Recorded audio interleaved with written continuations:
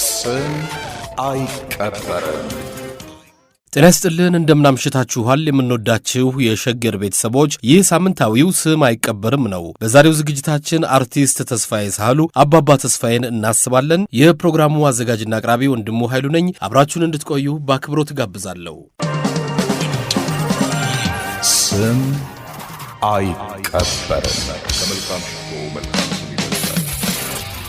ተስፋዬ ሳህሉ አባባ ተስፋዬ ከ1916 እስከ 2009። ስም አይቀበርም። አባባ ተስፋዬ በቀድሞ ባሌ ክፍለ ሀገር ልዩ ስሙ ከዱ በተሰኘ ስፍራ ከአባታቸው ኤጀረሳ በዳኔና ከእናታቸው የወንጂ ወርቅ በለጤ ሰኔ 20 ቀን 1916 ተወለዱ። ዕድሜያቸው ለትምህርት ሲደርስም ጎባ ከተማ የአንደኛ ደረጃ ትምህርታቸውን መከታተል ጀመሩ። ቤተሰባቸው በሥራ ምክንያት ወደ ጊንር በመቀየራቸው ትምህርታቸውን በጊንር ቀጠሉ። በመቀጠል ወደ ሐረር ሄዱ። ሐረርም የፈረንሳዮች ትምህርት ቤት ገብተው ተማሩ። ለተወሰኑ ዓመታት ሐረር ከኖሩ በኋላ በ14 ዓመታቸውም ወደ አዲስ አበባ በመምጣት በኮከበ ጽባህ ትምህርት ቤት ትምህርታቸውን ተከታትለዋል። የፋሽስት ኢጣሊያን መንግስት ሀገራችንን በወረረበት ወቅት በርካታ ሰዎችን ረሽኗል። ከረሸናቸው ሰዎች መካከል የእርሳቸው እናትና አባት ይገኙበታል። ተስፋዬ ሳህሉ በጣሊያን ወረራ ወቅት በልጅነታቸው ከቤተሰቦቻቸውና ከአካባቢያቸው በቀሰሙት የሽለላ ቀረርቶና መሰል ትውፊታዊ ክዋኔዎችና በውስጣቸው በነበረው የኪነ ጥበብ ፍቅር እንዲሁም ፍላጎት አማካይነት ወደ ሙያው ተቀላቀሉ። ገና በልጅነታቸው እናትና አባታቸውን ያጡት አባባ ተስፋዬ ከፍተኛ የህይወት ፈተና የተጋለጡ ቢሆንም ያጋጠማቸውን የህይወት ፈተና ተቋቁመው በሀገራችን አንቱ ለመባል በቅተዋል። አዲስ አበባ ባህልና ቲያትር ቤት የቲያትር ፍላጎት ያላቸውን ሲያሰባስብ ተስፋዬ ሳህሉ በወር 11 ብር ተከፋይ ተዋናይ ሆኑ። እናት ዓለም ጠኖ አፋዊ ሆነ ሕያዊ ሳንሆን አፋዊ ቃለ ሕይወት ሳንሆን ብኩን ቃላፍ ብቻ እንጂ ቤታችን አንድ ነው። ቤት ብለን ለልጆቻችን ያወረስናቸው ፍቅር የሞተበት ቤታችን አንድ ነው። አባቶቻችን ልባም እኛ አፋም እሳት አመድ ወለደ ሆነን እንጂ ቤታችንስ አንድ ነው። ነጻነት ብለን ባርነት፣ ሕይወት ብለን ሞት ለልጆቻችን አወረስም። ፍቅር ብለን ንፍገት፣ ጀግንነት ብለን ፍርሃት ከተብናቸው። በወረረን ባዕድ ሞት ማግስት አዲስ ተስፋ ለተራበ ሕልውና አዲስ የአገር ውስጥ ሞት ለአዲስ ትንሣኤ በቃተተ ዐይን አዲስ መቃብር ከፈትን። አፋዊ ጋዜጣዊ ብኩን የሐሰት ነጻነት ዘረጋን። ኤዲፐስ ንጉሥ አምላካችን የሕዝብን ጸሎቱን ላስማልን። አሉላ አባ ነጋ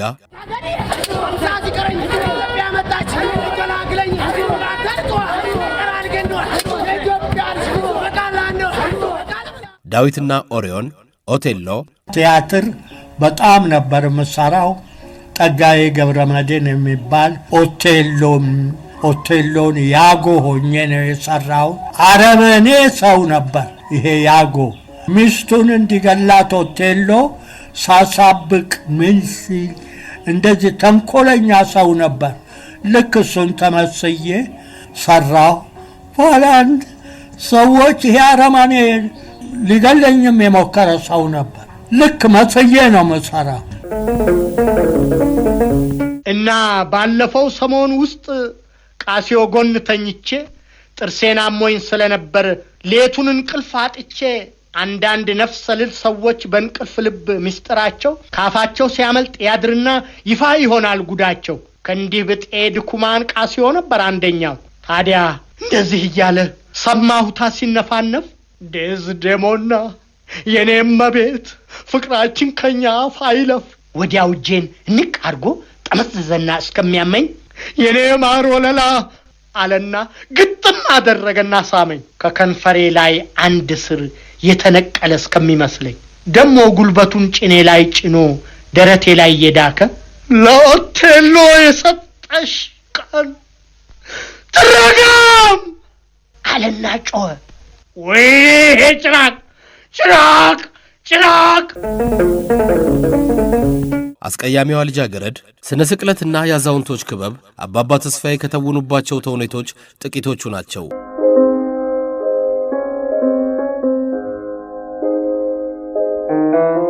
ብጥልህሳ፣ ነውለካና ጠላሻጯ የተሰኙ ተውኔቶችን ደግሞ በድርሰት አቅርበዋል። ሁለገቡ የሙያ ሰው ተስፋዬ ሳህሉ አባባ ተስፋዬ በሙያ ስነ ምግባር ሰርተው ሀገርና ሕዝብን በታማኝነትና በቅንነት አገልግለዋል። ስም አይቀበርም። አባባ ተስፋዬ ከ10 በላይ ሙያዎችን የተካኑ ነበሩ። ተዋናይ፣ ድምፃዊ፣ የውዝዋዜ አሰልጣኝ፣ የቴሌቪዥን ፕሮግራም አዘጋጅ፣ የሙዚቃ መሳሪያ ተጫዋች፣ የልጆች ተረት ደራሲ፣ ተረት ተናጋሪ፣ የዜማና ግጥም ደራሲ፣ የምትሃት ባለሙያ ከስራዎቻቸው የሚጠቀሱት ናቸው። ልጆች እዩት። ልጆች በድሮ ጊዜ ፖስታ ቤት እንዳሁኑ በአውሮፕላን ከተፍ በቴሌግራም ወዲያው በ5 ሰከንድ ውስጥ ዓለም አይገናኝም ነበር። እንኳን ዓለም አገር ውስጥ ከአንዱ ክፍለ ሀገር አንዱ ክፍለ ሀገር 15 ቀን 8 ቀን ነበር የሚፈጀው። ስለዚህ ፖስታ ደግሞ ተይዞ የሚኬደው እንዴት ነበረ? በእንጨት ይሰነጠቅና ፖስታዋ እዚህ ላይ ትታሰርና ነው የሚሄደው። ያችን ምልክቱ ነኝ። በከረጢት ግን ብዙ ፖስታዎች መልእክቶች ይይዛል እና ከአንዱ ክፍለ ሀገር ወደ አንዱ ክፍለ ሀገር ያችን ይዞ በሚሄድ ጊዜ አንድ ክፍለ ሀገር ሲደርስ አንድ ቦታ መንደር ሲደርስ ሰው ያሳድረዋል፣ ይቀበለዋል፣ አክብሮ ጠዋት ይሸኘዋል። እንደዚህ ሲል በወር በ2 ወር ተባለበት ቦታ ይደርሳል። አባባ ተስፋዬን ብዙዎቻችን የምናውቃቸው በልጆች ክፍለ ጊዜ ፕሮግራማቸው ቢሆንም የተለያዩ ሙያ ባለቤትም ናቸው። ይጫወቷቸው ከነበሩት የሙዚቃ መሳሪያዎች መካከል በገና፣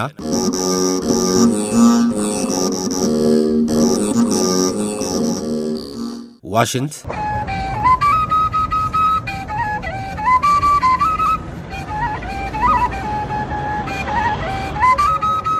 ክራር፣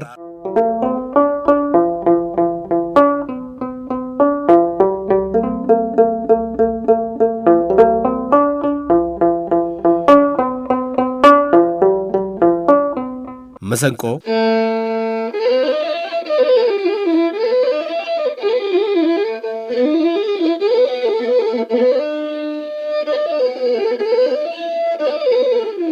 እንዲሁም ፒያኖ፣ አኮርዲዮን፣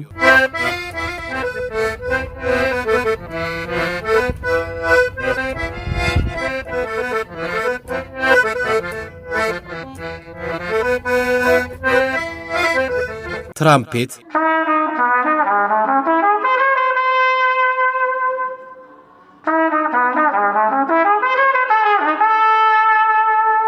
የሚጠቀሱት ናቸው። አባባ ተስፋዬ አንቺ ዓለም፣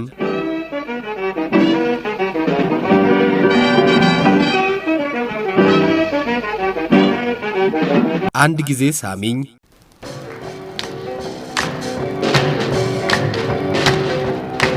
ሰው ሆይ ስማን አዚመዋል። በብዙዎች ዘንድ አባባ ተስፋዬ በመባል ይታወቃሉ። በተረት መልክ በርካታ ኢትዮጵያውያንን ባህልና ቁም ነገር ያስተማሩም ነበሩ። ለሕፃናት የሚያገለግሉ ተረቶችን በማዘጋጀትም በቁጥር 5 የሆኑ የተረት መጽሐፍትን ለህብረተሰቡ አበርክተዋል። አባባ ተስፋዬ ጥቅምት 23 ቀን 1957 ዓ.ም የኢትዮጵያ ቴሌቪዥን ሲቋቋም የልጆች ጊዜ የተሰኘ ፕሮግራም እንዲኖር ሐሳቡን አቅርበው በማጸደቅ የራሳቸውን ያቀራረብ መንገድና የፈጠራ ችሎታ በመጠቀም ለመላው የኢትዮጵያ ሕዝብ ያስተዋወቃቸውን ዝግጅታቸውን ለ42 ዓመታት በአባትነት ፕሮግራማቸውን ሲጀምሩ ተናስተልኝ ልጆች፣ የዛሬ አበባዎች፣ የነገ ፍሬዎች እንደምን አላችሁ ልጆች እያሉ አቅርበዋል። ይህም በበርካቶች ዘንድ የሚታወስና የማይረሳ ነው። የቀድሞ ኃይለ ሥላሴ ቲያትር ቤት ወይም የአሁኑ የኢትዮጵያ ብሔራዊ ቲያትር በ1948 ዓ.ም በይፋ ሥራ ሲጀምር በማዘጋጃ ቤት አብረዋቸው ይሰሩ ከነበሩ ተዋንያን ጋር ተሸጋግረዋል። ለ42 ዓመታት ልጆችን ተረትና ምሳሌ በማስተማር የሚታወቁት አንጋፋ የኪነ ጥበብ ሰው ከ1998 ዓ.ም በኋላ በኢትዮጵያ ቴሌቪዥን መቀጠል አልቻሉም። አባባ ተስፋዬ የተለያዩ ቋንቋዎችንም ይናገሩ ነበር። አማርኛ፣ ኦሮምኛ፣ እንግሊዝኛ፣ ጣሊያንኛና ፈረንሳይኛ። በኢትዮጵያ የትወና ታሪክ ውስጥ ከራሳቸው ተፈጥሯዊ ትወና በተጨማሪ ሴቶች ወደ መድረክ መምጣት ባልደፈሩበትና የሴት ተዋናያን ባልነበሩበት ወቅት በጎንደሬው ገብረ ማርያም፣ ቴዎድሮስ፣ አፋጀሽኝ፣ መቀነቷን ትፍታ፣ ጠላ ሻጯና የጠጅ ቤት አሳላፊ ቲያትሮች ላይ የሴት ገጸ ባህሪያትን ወክለው ለ4 ዓመታት ተጫውተዋል። ኧረ ለመሆኑ ምን ሆነ ሐሳቡ? ሸፍቶ ሄደው ከነቤተሰቡ። ከ4 ዓመታት በኋላ ሰላማዊት ገብረስላሴ የተባለች አርቲስት በመምጣቷ ምክንያት ወንድ ገጸ ባህሪያትን ተላብሰው መጫወትን ቀጠሉ። አባባ ተስፋዬ የሴት ገጸ ባህሪያትን ሲጫወቱ ገጸ ቅባቸውን የሚሰሩት ራሳቸው ነበሩ። እንዲህ ስትሉ ነው ስሙ የገነነው፣ የፈራ ነው መስሎት ሀገር የሚያውከው። ዘዴ የመላእክት አብዙ፣ ጦር ይታዘዝና በኃይል ተገዶ ይምጣ እያዝና እምቢም ካለ ይሙት በገዛ ጥፋቱ፣ ለአንድ ወንበዴ ሽፍታ አይስጋ መንግስቱ። በኢትዮጵያ ብሔራዊ ቲያትር መድረክ ለ36 ዓመታት ያገለገሉት አባባ ተስፋዬ በ1973 ዓ.ም በጡረታ ተገለሉ። ሆኖም በቲያትሩ አይቀጥሉበት እንጂ በልጆች ክፍለ ጊዜ ለረጅም ዓመታት ለሀገርና ለሕዝብ ሰርተዋል። ደቡብ ኮሪያ በተወረረችበት ወቅት ሀገራችን ኢትዮጵያ የሊግ ኦፍ ኔሽንስ የአሁኑ የተባበሩት መንግስታት ድርጅት አባል በመሆኗ በቀረበላት ጥሪ ወቅት የክቡር ዘበኛ ቃኘው ሻለቃ አባል በመሆን ከ1944 እስከ 45 በሁለተኛ ቃኘው ሻለቃ ለሁለተኛ ጊዜ ከሄደው ሰራዊት ጋር ደግሞ ከ1946 እስከ 47 በአራተኛ ቃኘው ሻለቃ ለሁለት ጊዜ የወታደራዊ ሳይንስ ተዋናይ በመሆን ሰራዊቱን አገልግለው ለዚሁም የ50 አለቃነት ማዕረግ አግኝተዋል። በክብር ከተሰጧቸው ሜዳሊያዎች መካከል አንደኛው የቅዱስ ጊዮርጊስ የጦር ሜዳ ሜዳሊያ ባለ 1 ዘንባባ ከኢትዮጵያ መንግስት፣ ሁለተኛው የቀዳማዊ ኃይለ ሥላሴ የወርቅ ሜዳሊያ ከኢትዮጵያ መንግስት፣ ሶስተኛ ዩኒየን ሳይቴሽን ከአሜሪካ መንግስት ተሸልመዋል። አባባ ተስፋዬ ስራቸው ያስገኘላቸው የህዝብ ፍቅር እንጂ የገንዘብ ሀብት አልነበረም። በስራቸው ግብጽ፣ ጃፓን፣ ጀርመን፣ ሱዳንና በሌሎችም ሀገራት የተዘዋወሩ ቢሆኑም እኔ የሰው ሀገር እንግዳ እንጂ ነዋሪ አይደለሁም ብለው ወደ ሀገራቸው ተመልሰዋል። አባባ ተስፋዬ ከቀዳማዊ ኃይለ ሥላሴ እጅ 3 ጊዜ የወርቅ ሰዓት ተሸላሚም ነበሩ።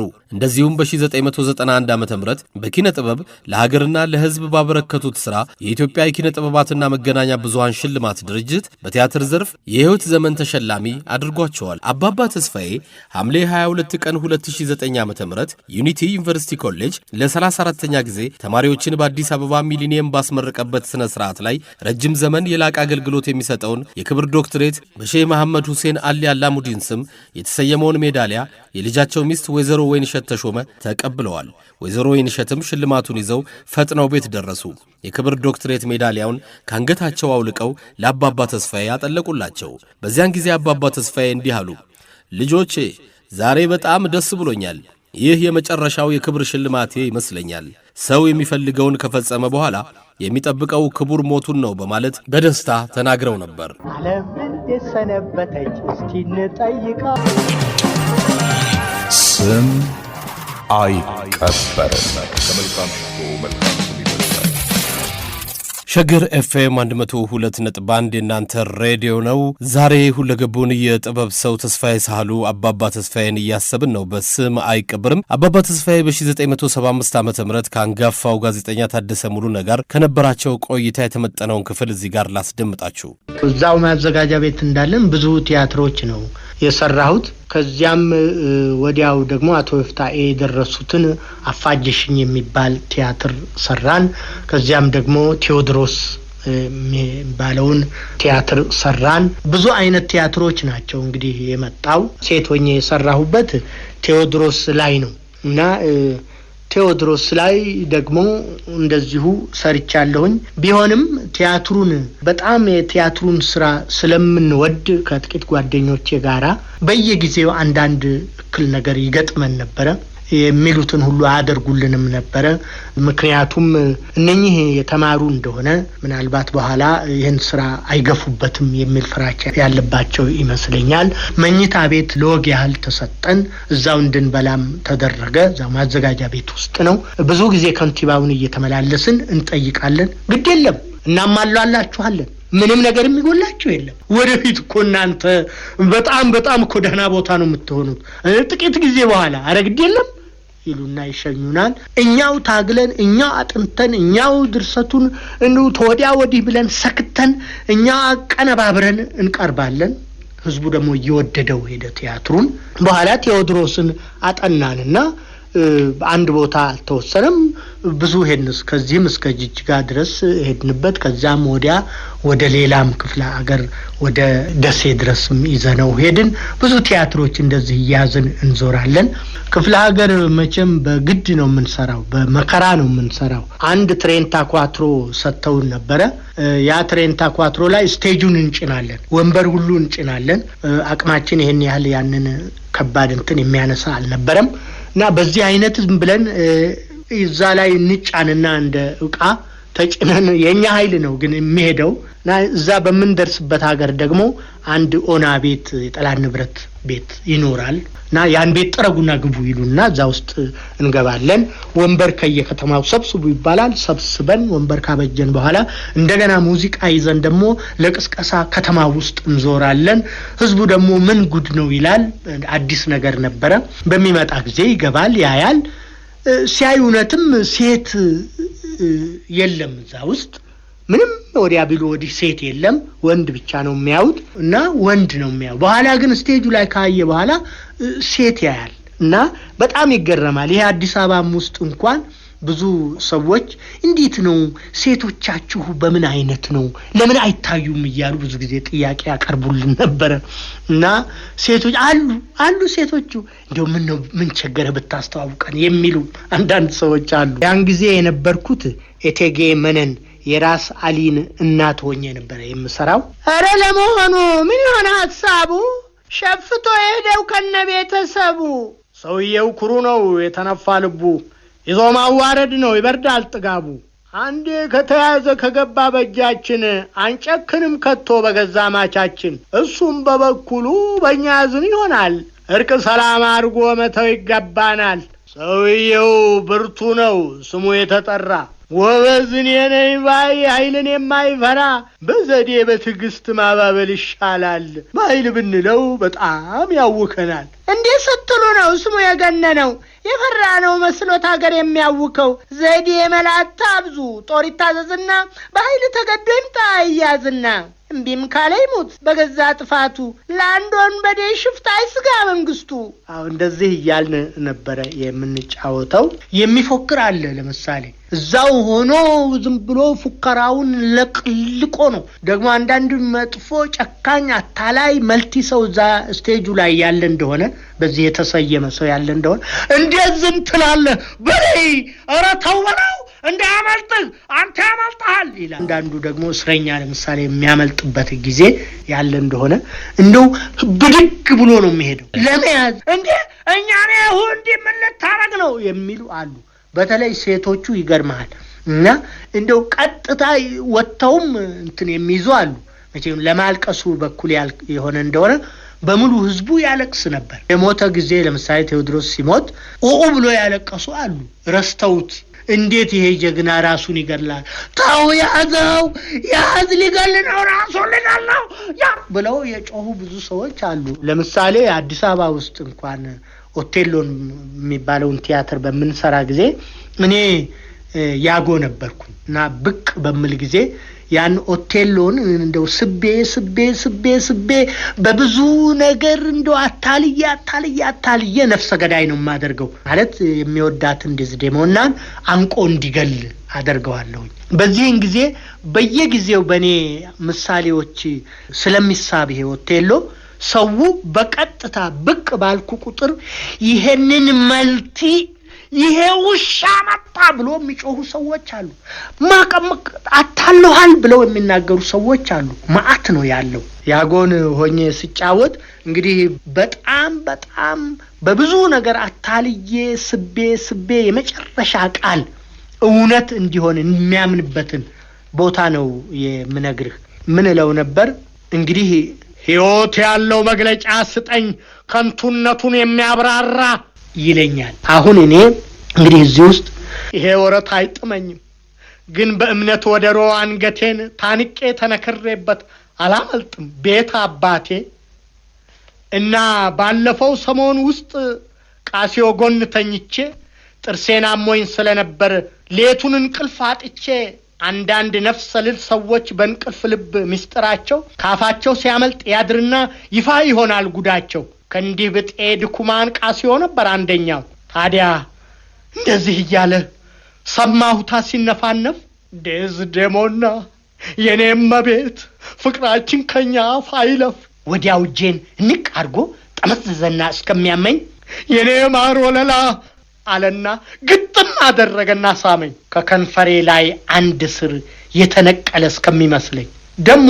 ጉልበቱን ጭኔ ላይ ጭኖ ደረቴ ላይ እየዳከ ለኦቴሎ የሰጠሽ ቀን ትረጋም አለና ጮኸ። ወይኔ ጭራቅ! ታዲያ እኮ በህልሙ ብቻ ነው። ቢሆንስ እንግዲህ ይሄ የመጨረሻው እንትኑ። ከዚህ በኋላ ብዙ ነገር ተናገረ። ሄዳል፣ ይገላታል። እንደዚህ ነበር እና ሰው ግን ብዙ ጊዜ ጠልቶኝ ነበር። ብዙ ጊዜ ሆቴሉን በምሰራበት ጊዜ መጨረሻው ድረስ ነበር የተጠላሁት። 37 ዓመት በኪነ ጥበብ ውስጥ ካገለገልኩ በኋላ ይሄው አሁን ጡረታ ወጥቼ ቤቱም ደግሞ ምንም ጡረታ በወጣ እንዲለቀኝ አልፈለገም። መንግስትም 2 ዓመት ጨምሮልኝ ይሄንን በዚህ አይነት የሰራሁኝ ነኝ። ሸገር ነው ስም አይቀበርም። የፕሮግራሙ አዘጋጅና አቅራቢ ወንድሙ ኃይሉ ነኝ። ዛሬ አባባ ተስፋዬን እያሰብን ነው። ኮሜዲያን አስረስ በቀለ የአባባ ተስፋዬን ድምጽ ያስመስላል። እርሳቸውም በአንድ ወቅት አድንቀውት ነበር። ይህን በተመለከተ ከአስረስ በቀለ ጋር የተጨዋወትነውን እዚህ ጋር መጥኜ ላስደምጣችሁ። አባባ ተስፋዬ የታወቅኩበት ስራ ነው። አንደኛ በጣም በአንድ ጊዜ ህዝብ ውስጥ የገባውበት ነው። ምክንያቱም አባባ ተስፋዬ 40 ዓመት የቀጠቀጡትን በህዝብ ጆሮና አይምሮ ውስጥ ልብ ውስጥ የከተቱትን ነገር እኔ ስሞክረው ህዝቡ የመደሰትም በቃ እሳቸውን የሚመስል ሰው መጣ ብለው በሬዲዮ ነበር መጀመሪያ፣ እንደገና በቴሌቪዥን አቅርቡልን ተብሎ ከፍተኛ አድናቆትን ያገኘውበት ነው እና አባባ ተስፋዬ ወዲያው በአንድ ጊዜ አስረስ በቀለ አባባ ተስፋዬ ሳሉን መሰለ ተብሎ ወዲያው የታወቁበት ነው። ቅርብ ነው ለመታወቅ። እሳቸውም ተገርመዋል እኮ አይደል በዚህ ነገር። በስማም ግን ያጫወቱ አመማቸውና ቤታቸው ሄድን ልንጠይቃቸው። እኔ የሃይማኖት ራሄል ምናምን ባለቤታቸውን በጣም ነው የሚወዷቸውና ደችዬ ነው የሚሏቸው። ይገርምሃል በጣም ደችዬ በተስፍዬ የሚያሾፈው ማን ነው ብላ እንዴት ያሾፋል ብላ ታይ ጥበብ ነው ይሄ ትልቅ ጥበብ ነው እያልኩ እንዴት ተስፍዬንማ ማንም እንዲነካብኝ አልፈልግም ስትል ደችዬ ይሄ ትልቅ ጥበብ ነው እኔን መምሰሉ ራሱ ትልቅ ሌላ ሀገር ቢሆን ይሸለም ነበረ እያልኩ ስነግራት በኋላ ስትሰራ ስታይ ወደድኩ ራሳቸው ናቸው ያሉኝ። ማን ነው በተስፍዬ የሚያሾፈው ብዬ ተናድጄ ነበር አሉ። በኋላ ሳይ የምትሰራውን ስራ ውድድ አደረኩ። ደግሞ እንደገና እሳቸውም ሁለቱም አንድ ላይ ቁጭ ብለው እኔ ራሄል ሃይማኖት ደሳለኝ ከዛ በኋላ ሌሎችም ስራዎች እየቀጠሉ ሄዱ። የቴሌቪዥን ከሳቸው ጋር ስሰራ በቃ አንድ ቀን ከፍቶኛ ያቅም ደስ ነበር የሚለኝ ከሳቸው ጋር ቁጭ ስል በቃ ነፍሴ ቁጭ የምትለው እኔ አባባ ተስፋዬ ጋር ብቻ ነው። በጣም የምትደሰተው እሳቸው ጋር ነው ትረጋ። ማንም ሰው እኔ ጋር አይጠጋም አልወድም ማለት በቃ እኔ ሰው ጋር ከተጠጋው ትቼ ነው የምሄደው። ራይል አሰፋ እነዚህ አብረው የሚሰሩት አጠገብ ይቀመጣሉ። እኔ ደግሞ እሳቸው ጋር ነው የምቀመጠው። አሁን አለ ያ ድምጽ የአባባ ተስፋዬ በጣም ጥሩ ነው ልጆች። በጣም አንቺ መስኮት ላይ ለምንድን ነው የምትቀመጪው እንዴ? መስኮት ላይ አረራራ ወረጂ። በጣም ጥሩ ነው ልጆች። ዛሬ እንግዲህ ትህትናን ያስተማሩ አባት ናቸው። አትስረቅ አታመዝር ከሚለው ጀምሮ ሲያስተምሩ ስለ ችግኝ ተከላ፣ ስለ ክትባት አስፈላጊ፣ ስለ ጤና፣ ስለ እጅ መታጣጠብ፣ ስለ አካባቢ፣ ስለ ወንድማማችነት፣ ስለ እናት ክብር፣ ስለ አባት ወዳጅነት አባባ ተስፋዬ በታሪካቸው በልጆች ላይ ያልተናገሩት ርዕስ የለም ምንም ሳይከፈላቸው። እዚህ ጋር የአባባ ተስፋዬን አንድ ተረት መጥነን እናሰማ። ሰውየው ነጋዴ ነው እንግዲህ በአህያ እየጫነ ነው። ምንድን ነው የሚሰራው? ጨው ነው የሚነግደው። ቆላ ይሄድና የድሮ ንግድ እንዲሁ ቶሎ እንደው በ2 ወር በ1 ወር በ3 ወር አንዳንዴም አመት ይቆያል። ታዲያንን ይሄ ሰው ቆላ ሄዶ 1 ቀን 2 ወር በኋላ ሲመለስ ጨው ይዞ ነው የሚመጣው። ያ ጨው ደጋ አውጥቶ ነው እንግዲህ የሚሸጠው። እንግዲህ በ2 ወር ለፍቶ ስቃይ በልቶ ነው እንግዲህ እና ያን ሸጦ ደግሞ እንደገና ይወርዳል።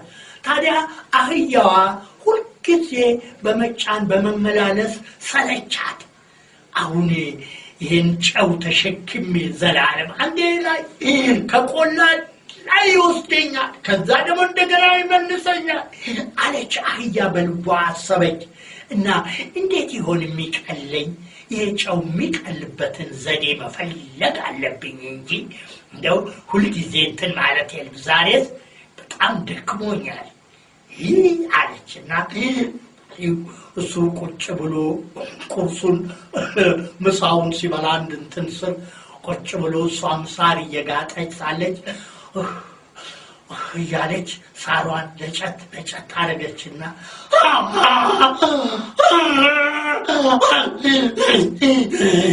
አለችና አሰበች። ምን ሆናለች ዛሬ ደግሞ አለወትሮዋ ምን ማለቷን አለና አሰበ። ምንድን ነው አለ። ትንሽ ነጨት አረገችና አሁንም በቃ ዛሬ አንድ ዘዴ ፈልጋለሁ ብላ አሁንም እያለች ነጨች። አሁን በዚህ ጊዜ በላ ምን አለና አይ ቶሎ ለመሄድ ፈልጋ ይሆናል አለ። ጎረስ አረገና ቶሎ ቀርቀባውን አስተካከለና በእጅ ሻት አረገና ሲሄድ አንድ ወንዝ ጋር ደረሱ። እንግዲህ ትልቅ ጅረት አለ የሚሻገሩት። ልክ እዛ ቦታ ስትደርስ ያደናቀፋት መሰላትና እንግዲህ እንዲቀለኝ ይፈልጋለሁ ብላ ነበርና በቃ ማረፍ አለብኝ አለችና የልብ ስንፍና ስለነበረ እንደው ቻዛ ውሃ ውስጥ ዝፍቅ አለችና አልነሳለች። ቢቆጥት ወዲህ ቢታገም አልቻለም። እንዲህ ቢል ምንም አልቻለም። በዚህ መሃል ያጨው ጨው ውሃ ካገኘ ደግሞ ጨው ምን ይሆናል? ውሃ ይቀልጣል። በቃ መቀለጥ ነው። አሁን ስትነሳ ውሃው ጨረረረ እያለ እየቀለላት ሄደ። ሲቀላት ወጣች። የቀረውትን ሙሽሽ እያለ ሄደ። አይ ዛሬ ምን አደናቀፋትና ነው ለዚህ የበቃችሁ እያለ ሲሄድ እየቀለላት ሄደ። አሁን ሮጥ እያለች ያንጋራ ወጣች። ኪሳራ ሆነ። ስም አይቀበርም። ከመልካም ሽቶ መልካም ስም ይበልጣል። አድማጮች፣ አባባ ተስፋዬ በአንድ ወቅት በሸገር የጨዋታ ፕሮግራም እንግዳ ነበሩ። እነሆ ለመታሰቢያቸው የተመጠነውን ክፍል አዳምጡ። የሚቀጥለው ዜማ ደግሞ አትኩሪብን የሚል ነው። የዚህ ዜማና ግጥም ደራሲ አሁን ሊዘፍን የሚቀርበው ተስፋዬ ሳህሉ። ባህር ውቅያኖስ በረሃ ጫካንም አቋርጦኝ የሚሄድ ፍጡር አይገኝም እያል ዘዴ ፈጥረሽ ህዝቡ ቢሳ እርጅና አሸነፈ ጋሽ ተስፋዬ። አዎ እንግዲህ እሱ አይቀር የአባቶች ተረት አለኩ።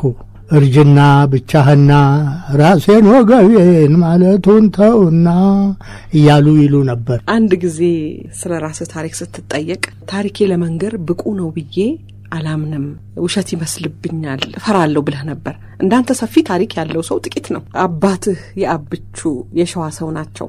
አሳሽ ዘማች ነበሩ። ስማቸው ኤጀርሳ ነው። አንተ ለምን ተስፋዬ ሳህሉ ተባልክ? ትልቅ ጥያቄ ነው። ይሄ መጀመሪያ ከተወለድኩበት ከዱ የሚባለው አገር ከዛ ወደ ጎባ እንድማር መጣሁ እና ያሉትም ሳህሉ አየለ ወርቅ የሚባሉ ናቸው እና የጃንሆይ ቤተሰብ ናቸው። አባቴ በዛ ውስጥ ነው አሳሽነቱ። ታዲያ እዛ ጎባ እንደመጣው ትምህርት ቤት ገባው። በዚህ የተነሳ ባጭሩ እንደው ልንገርሽ፣ እዛ ግቢ ያለ ነው በሙሉ እዛ ትምህርት ቤት ውስጥ በሳቸው ውስጥ ያለ ሁሉ ሳህሉ ነው። ሳህሉ ይሙት እንጂ ባባትሽ እኔም ሳህሉ ይሙት የሚለው በዚህ የተነሳ ነው ሆኖ የቀረው እና ተስፋዬ ሳህሉ ኤጀርሳ ነው መባለው። አባትህ አሳሽ ዘማች ናቸው ብለኛል። ወደ ሐረርጌ ሲሄዱ እግረ መንገዳቸውን ያኔ ወጣት ጎረምሳ ያያሉ ምንጃር ከዘመድ ተማከሩና ሐረርጌ ውስጥ ሚስት አጭተው ነበር። ልክ ነው። እናትህ ናቸው። አዎ የወንጂ ወርቅ ይባላሉ። ትክክል ነው። ሲያጩ አልተፈቀደላቸውም በፍጹም። እንዴት ተደፍሮ እኛን እንዴት ተደፍሮ እዚህ ውስጥ ጠየቀ ነው። ወደ ጎረጎቱ ሲገቡ ነው ጥያቄ የመጣው። እንግዲህ ጎረጉቱ በሙሉ ወበራ እንግዲህ ሸዋ ሰው እዛን የሰፈረው አዎ እና ወበራን በደደርን እንግዲህ ጨርጨርን በሙሉ ወታደሩ ወደዛ ነው ያለው ነበርና በዚህ የተነሳ ተጠየቀ። ለካ የሷ ወገን ደግሞ የጉድባ አዲሱ ቤተሰብ ኑራለች ምንጃሬ። እምቢ አሉ፣ ብቻ ልጄን አልሰጥም አሉ። አዎ እንዴት ተደርጎ እንዴ ደፋር ማን ነው እሱ ነው የተጠየቀው። ሲጠየቅ አንድ ጦልጧላ ወታደር ነው ተባለ። እኔ ኤጄ አለ። እሱም ጓደኞቹ ሁሉ ልዩ ናቸው። ወድ አለ። የሷም ወገኖች እንትናሉ። በኋላ ተው የሚለው ነገር መጣ። ወቢ ሄዶ ይጠይቅ ተባለ። ወቢ ይባላል ቦታው። ጋንጌሶ የሚሉት ከተማ ነው። ጀግኖቹ ኑረዋል ለካ። በኋላ ሲያዩት ወደዱት። ጠልፎ ወስዶ እኮ ነው ሄዶ እጅ ይንሳ ተባለው። ጠለፈ፣ ወሰደ። በቃ ኋላ ሄዶ እጅ ነሳ። በዚህ አይነት አገባት። እንግዲህ እስከ ሞቱ ድረስ በእኩል ሰዓት ሞት ተለያዩ። አራተኛ ልጅ ነህ? እኔ አዎ። ትወልዳለች፣ ሞት በጉዞ ላይ ነው የሚወልዱት። እየተጓዙ ይወልዳሉ፣ ግን ይሞቱባታል። ታስወርዳለችም። አራተኛ ነኝ። ግን ከኔ በኋላ ነው ሁለት የመጡት። ሴቷ አለች፣ ወንዱ ሞተ። ተስፋዬ ብለው አንቺ ነበር የሚሉ? ትክክል። ለምንድን ነው እሱ? አንድ አገኘሁ ነው ያለው እሱ። አንድ ተገኘ።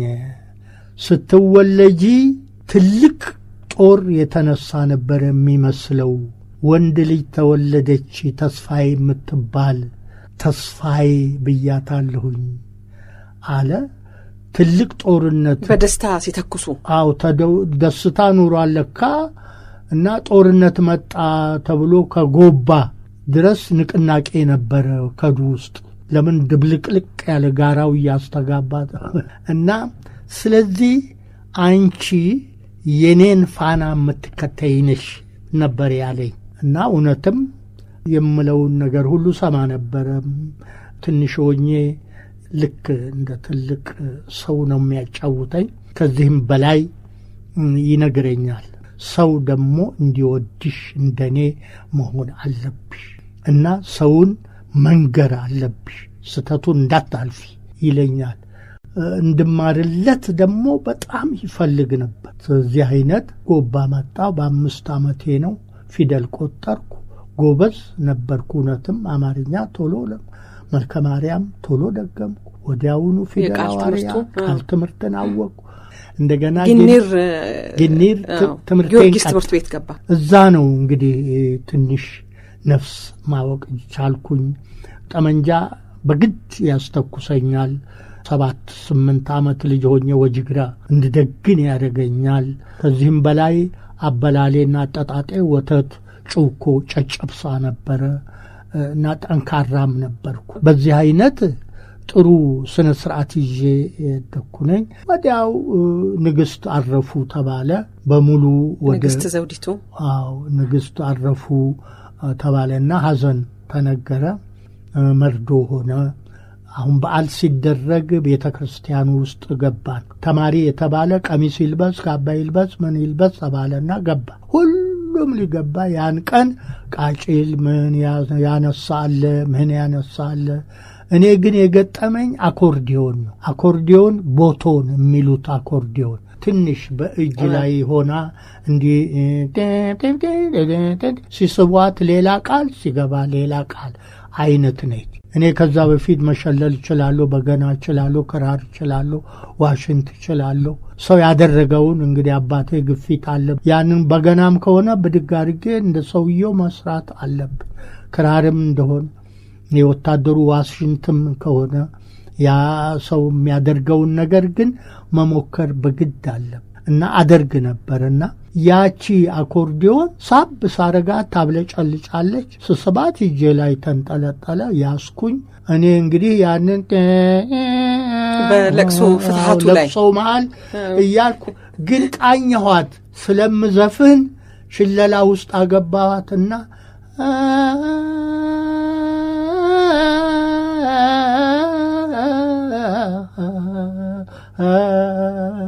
ሰው ያየኛል፣ ህዝቡ ያየኛል። ደስ ብሎኝ እንዲሁ እንደተደሰትኩ ዋልኩ። እንዲቹ አልኩ። በኋላ ጊዮርጊስ መልስ አሉኝ። እንዴት ልመልሳት? ትንሽ ነገር ናት ተባለ። የቤተ ክርስቲያን ነገር ነው፣ አይሆንም መልስ ተባልኩ። አስተማሪ ያንን እንዲሁ እምባይ ያዘኝ ሰጠኋቸው። እንዴት ለምን ታለቅሳለህ? የቤተ ክርስቲያን እኮ ሕግ ነው፣ ስለዚህ ሕጉ መከበር አለበት አለኝ። እሺ አንተ ስትጫወት ለመቆየት ነበር? እኔ ያን መውሰድም ነበረብኝ እንጂ ለምን ድምፁ በጣም ነው ደስ ያለኝ።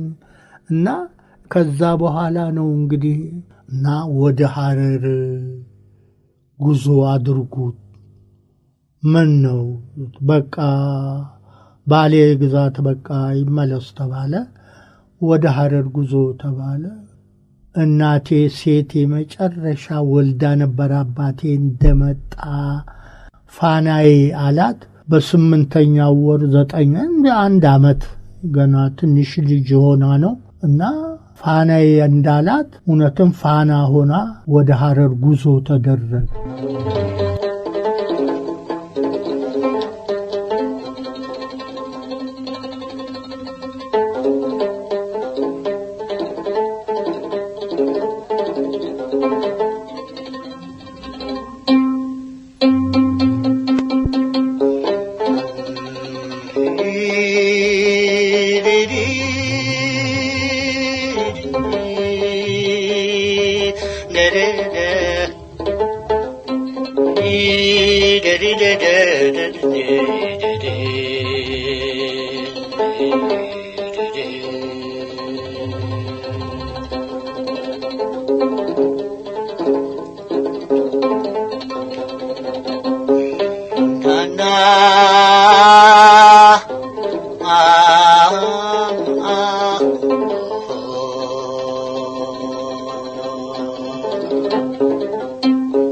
እንግዲህ ለመውደድ እንግዲህ ለፍቅር እንግዲህ ለመውደድ እንግዲህ ለፍቅር ቤት አልሰራለትም እንግዲህ ለመውደድ ቤት አልሰራለትም እየተወጠነ እየቀረየትም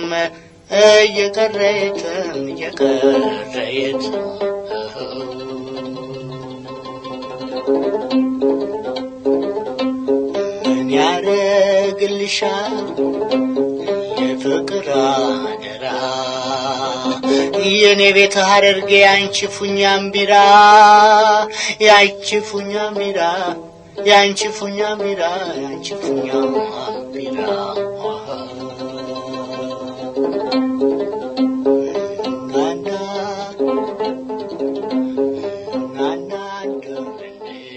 ርዝመት አላልክም ጋሽ ተስፋዬ? በጣም ጓደኛ ዘምቷል እኮ ታናሽ የሆነ ልጅ መንገሻ ዳምጠው ዘምቷል እኮ። እድሜያችሁ ስንት ነበር? ወደ 14 አረ ግድም ነኝ። ጉልበቴ ላይ ግን ታምያለሁ። የኔ እባጭ አለ ጉልበቴ ላይ። ያ ነው ያስቀረኝ እንጂ ይሄድ ነበር። መንገሻ ሄዶ ዘምቶ መጣ። ያው ከማይጮት መልስ ሆነ እንግዲህ። አው መልስ ሆነ። አሁን ሬሳ ይመጣል። እንግሊዞች በቃ እልፍ ብሎ ነው ከእንግሊዝ ሌጌሽን ወደ ሜዳ አጠበሉ ጋር ትልልቅ ድንኳኖች ተተክለዋል። እዛ ብቻ የሚመጣ እውር ነው የሚመጣው አንካሳ ነው፣ ለምጣም ነው የሚመጣው። ወይኔ ተንገበገብኩ ነው፣ ቁስሉ እንዳለ ነው፣ ይተኛል። እነሱ እንዴት እንደሚያረጉት አላቅም። ያረጉታል፣ ይቀቡታል፣ ምን ይሉታል። ግን እውሩን መመለስ አልቻሉ። ወይኔ ታውሮ ገባሁ አገሬ፣ ወይኔ በልቼው ነበረኮ በላኝ እንደገና እያለ ነው የሚፎክረው። እንደዛም ሆኖ አገሬ እንዴት እንደዚህ ሆነችው ወይኔ እንጂ አንድ ሰው እንዴት ትቀበለዋለህ ነው እንጂ የሚለው። አንድ ሰው እንዴት ታስገባዋለህ ነው እንጂ የሚለው ምንም። እንደዛም ሆኖ የፎከረ ይሄዳል። አሁን አቶ መንበረ ወርቅ አዘኑ። እንባቸው ኮለለለለለ። እኔ ከሳቸው ስራ ልለይም። አሁን ሁሉ የቤተ መንግስት ሰው ዳር ተዳር ተለያየ፣ በያለበት ሆነ። ጃንሆይ ዘመቱ። ሲመለሱ ጃንሆይ ደግሞ ሌላ ነገር ነው። አሁን ሄዱ ተባለ። በባቡር ጣቢያ ሁሉ ሻኟቸው። ከዛ በኋላ እንግዲህ ጣሊያን መጣ። የገባው በሚካኤል በኩል ነው። መጣ። ዶሮ ላባ ያደረገ ባርሜጣ እንደ እናንተ አይነት ጠጉር ዶሮ ላባው ጀፍ ያለ ባርሜጣው ላይ መጣ። ዱዱዱዱዱዱዱዱ የሚል መኪና ብቻ ነው። ያ መኪና እንደ ጉድ ይጮሃል። አሁን ሚካኤል ያሉ ቄሶች ምኖች ካባ ለብሰው ድንኳን ይዘው ውጡ ተባለ። ትእዛዝ ዳር እስተዳር ተቀበሉ ተባለ። ሸዋ አሁን ሚካኤል ቄሶች ወረዱና መጡ፣ ተቀበሉ።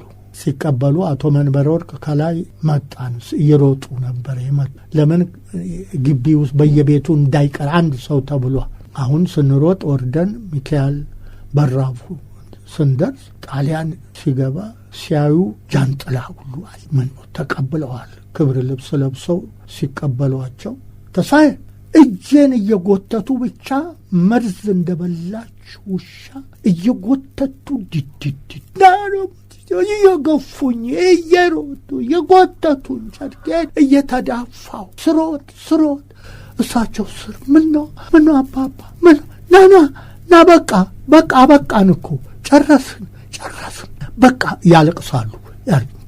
ምን ያለቅ ሰው እልል እያለ ለምን ያለቅሳሉ ላሉ በኋላ ገባ። አሁን ቤት እንደገባ ላጨኝ አሉ። አረባ እኮ እኔ አልችልም እኮ እንዴ ላጨኝ አሉና ልክ የሚጎርሱኝ አይነት ሆኑና አወጡና እንደ ምላጭ አይነት ጩቤ ነጭ አወጣም ላጨኝ። እሺ ውሃ የምን ውሃ እንዲሁ አሉ። ቀይ ናቸው ሰውየው፣ በጣም ደስ የሚሉ ናቸው። ላጨኝ አመኝም አይሰማኝም አሉ። እንደምንም ብቻ ላጨኋቸው። መላጨት አይበለው ያን ጠጉር ሁሉ ዠቃረኳቸው። አሁን መላጣ አንዳንዴ በፊልም የምናየው ነገር አለ። በራሱ ምልጥ ያለ ወይ የሚያስፈራ ሰው አይነት እንደዛ ሆነው አየኋቸውና በቃ አለቀ አሉ። ምኑ አለቀ? በቃ ቤተ ክርስቲያን ተቀብላቸው በቃ አሉ። እንዴ ታዲያ ህዝቡ ሁሉ እኮ ነው የተቀበላቸው። አባባ ዝም በል ልጅ ነህ አታውቅም አንተ አሉኝ። አደሩ። 8 ቀን እንደምንም አረፉ። ልባቸው ሁሉ ተመለሰ፣ ተረጋጋ። አሁን አቶ ዮፍታሔ መጡ። ይገናኛሉ እነሱና ተገናኙ። ምን አሉ? አወሩ። አሁን አላቅም ምን እንደሚያወሩ አወሩ። በጣም ብዙ 2-3 ቀን ሙሉ አወሩ። ግን ህዝቡ አቋርጥም። ከማይጨው የሚመጣ ጉዞ የሚመጣ ጃንሆይም ሄደ፣ አመለጠ እኮ እሱ ሄደ በባቡር አሉ። አቶ ዮፍታሔ አይቻለሁ አሏቸው። አቶ ደስታ ሰው ልኮብኛል አይቻለሁ። ልክ ነው፣ መሄድም እኮ አለባቸው። ይሄማ አይሆንም፣ ግን ጅቡቲ እንዳይያዙ ነው መጸለይ ያለብን አሉ። እውነትም እሳቸው እንግላንድ ገቡ። ለዚሁም ቆይተው ነው የገቡት። እኔም እግሬ ታመመና አመመኝ፣ ሄድ ጀመር። አሁን ተረጋጋና ጠመንጃ መልሱ ብሎም አዋጅ። ያላችሁ ጠመንጃ ካሁን በኋላ ያላችሁ ሁሉ መልሱ ተባለ። አሁን የመንደሩ ሰው በዛ። የሚካኤል መንደር ያለ ከጠበሉ በላይ ያለ ህዝብ ሁሉ እየሮጥኩ ብቻ እኔን ነው ነይ ማሙሽ ነይ ይሉኛል። ጠመንጃውን ይዘሽ ሂጂ። የት ነው የምወስደው? ራስ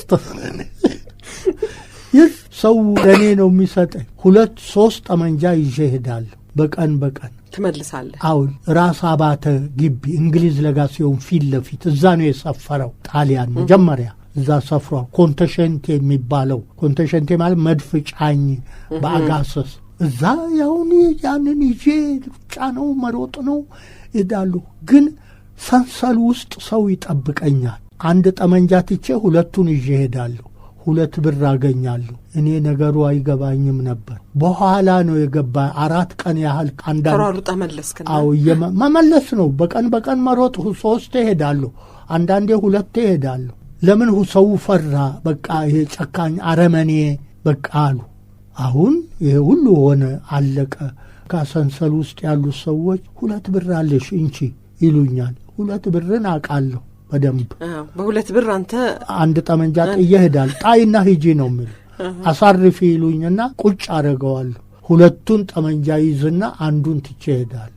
3 ያስኩለት 2ቱን ይዤ እሄዳለሁ። 2ቱ ይቀራል። ለካ 40ኛ ውስጡንም 40ኛ ኑር ያለሁ ሳታውቀው ብርን ብትቀበል እና ሄደና ነገሮች አረፉ። አንድ ወር ያህል ከረጋ በኋላ ደግሞ ነገር መጣ። ጣሊያን ሞተ። ማን ገደለው? ማን ያውቃል? ምን ሆኖ? ጩቤ ተሰክቶበት በቀን ይሞት ጀመር ጣሊያን። እሳቸውም በቃ ከዛ መውጣት ቀረ። ሁለቱ ሰዎች ግን ሲነጋገሩ ሌላም ሰው ነበረ፣ ሌላም የማውቃቸው ሰዎች ነበሩ። ቀበና አህያ ጭነው ተገናኙ። አህያ ጭነው አቶ መንበረ ወርቅ እኛ ጋር መጥተው ከኛ የሚያገኙትን ተነጋገሩ። እንግዲህ እነሱ ያላቸው ምስጢር አለ። ሄዱ። የውስጥ አርበኞች ናቸው እዚህ እና ተጫጭኖ ሄዱ። አቶ መንበረ ወርቅ ሸኟቸው። ሌላ አንድ ሰው አለ፣ እንደ ቀልድም በኋላ አውርቼዋለሁኝ እኔ። ዱዳ ሆኑ። ይዘው የሚሄዱት ነገር ጥይት ነበረ። ሰውየውን አውቃለሁ። የመኳንንት ልጅ ነው። ውጪ ነው የሚመላጥ መንጃም አለ። ግን ዱዳ ሆኑ ያን። አሁን አህዮች እየተፈተሹ ነው የሚወጡት ከከተማ ሲወጡ። ሲወጡ አህያ ተጭኖ ካዩት ትፈተሻለች። አሁን እነሱ አህያ ላይ ሲደርሱ አህያዋን ምን እንዳረጓት አላቅም። ገና አጠገቡ ሲደርሱ በል እንግዲህ ደህና ሁኑ ተባብለው ተሳሳመው። አቶ ዮፍታሔ ምን ይውጓት ምን ይበሏት ብቻ እንጤት እያለች ፈረጠጠች። ስትሮጥ ተከተላ አሁን ይዙታል ያንን። አቶ መንበረ ወርቅ እንደዚህ ፊት ለፊት ቆመዋል። እኔም አብሬያቸው ደህና ሁን እንግዲህ ደህና ሰንበት ተባብለው ሳይነጋገሩ እነዚህ ሰዎች እንደ ዱዳ ሄዱ። ይሄ ከአይምሮዬ ሳይወጣ እስካሁን አለ።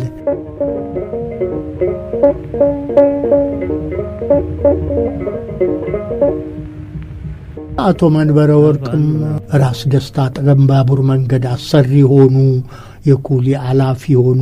ሴት ሁሉ ብር ድንጋይ መቀጥቀጥ ጀመረ። ስራ የለም ነበር። ያ ሁሉ ሰው መስራት አንዳንድ ነገር አደረገ። አሁን አቶ መንበረ ወርቅ እዛ ይሄዳሉ። እኔን ሐኪም ቤት ያገቡኝ ስለታመምክ። በቃ ይሄ ዳግማዊ ምኒልክ። አሁን እዛ ሐኪም ቤት ገባሁ። እንደገባሁ ስሙ ተቀይሯል። ምኒልክ ሆስፒታል አይደለ? ሆስፒዳሌ ዱካ ዴላ ብሩዚ ተብሎ ነበር የሚባለው። በጣሊያን ተቀየረው። በኡጋዴ በኩል የገባው ጣሊያን ነው እና አዛዡም ኩኒቲ ይባላል። ዶክተር ኩኒቲ ማለት የግራሲያኒ የእህት ልጅ ያገባ ነው ዶክተር ኩኒቲ የሚባለው ሰውዬ። ስለዚህ እዛ ውስጥ ገብቶ አዛዡ እሱ ነው። ሆስፒዳሌ ዱካ ዴላ ብሩዚ ነው የሚባለው። እዛ ውስጥ እነ ፖርቸሌ እህል ጠባቂ ነበሩ። መጋዘን ጠባቂ ነበረ። የማካሮኒ ፓስታ የቀለበ እንትን እና መብራትም ደግሞ ችግር ነበረ እዛ። እኔ እዛ ጉልበቴን ኦፕራሲዮን አደረጉትና በቃ ትንሽ እንትን አልኩ፣ ዳንኩ። እኔን ይልከኛል ያ በሽተኛ ሁሉ በቃ ማሙሽ ነይ እንዲህ አድርግ እንዲህ ስሪ እንዲህ ለሁሉ መድኃኒት ሆንኩ እዛ ሐኪም ቤቱ። በዚህ የተነሳ ደግሞ በጣም ወደዱኝ። ኦፕሬሽን ሲያደርጉ ሁሉ መብራት እንዲይዝ ሆንኩ። መኪና ይነሳና ይላል፣ ያን መብራት አበራለሁኝ እዛ ግድም። ደግሞ ወዲያው የሴተኛ ዳሪ እነሱ ደግሞ የሚፈተሹበት ቦታ አለ። እንዳንድ ሐኪማቸው እዛ አለ። እኔን እዛ ደግሞ መብራት ያዣረጉ የማህፀን ምርመራ ሲደረግላቸው መብራት ትይዛለህ። መብራት በዚህ አንዳንድ ነገር እንዲህ ጥረግ፣ እንደዚህ አድርገው፣ እስሩ እንዲህ አንጥፉ ይሉኝ ጀመር። ደግሞ መጀመሪያ ሲተኙ እንዲህ አድርግ፣ እግራቸው እንደዚህ እንዲሆን። ይሄ ሴት እንትን ስሜም ደግሞ ሌላ ሆነ። ተስፋዬ ቀረ።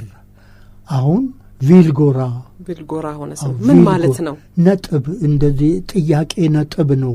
ማነህ ነው ሁሉ ሰው ብቻ የኔን ሁኔታ ፍጥነቴን። ጣሊያን ደግሞ ወዲያውኑ ነው ያወቅኩት። ለምን ፈረንሳይኛው ወደዛ ነው የመጣ። ቬንሲ ቫን አልሳ የሚለው ነገር ሁሉ እንደዛ ቬኒሬ ፖርታሬ እንደዚህ እና በጣም ወደደኝ። ኩኒቲ የሚባለው በጣም ይሄ ልጅ በጣም ጎበዝ ነው አለ። በመሃሉ ደጃች ፍቅረ ማርያም ለካ ጦር ተነጋግረው ኑሯል። እነ ራስ ኃይሉ ነገረሱ ዱኬ በዚህ በጉራጌዎች በኩል ያለው ጦር ለካ ተነጋግረዋል።